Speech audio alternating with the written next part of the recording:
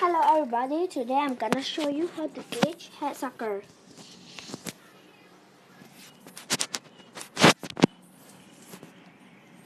First we go in survival, then you press play.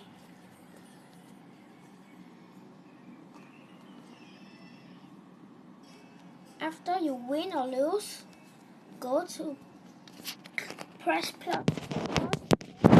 title. Then go to survival again and press play. Then move your arrow to choose a player again. Then press no. You will choose this unlock.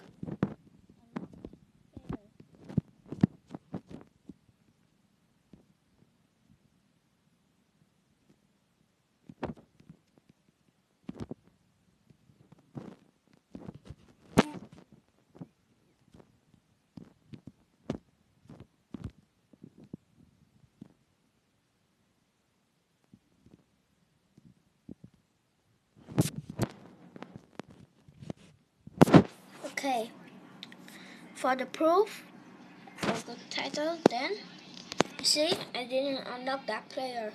Okay, so that's it. Give some up here signing out.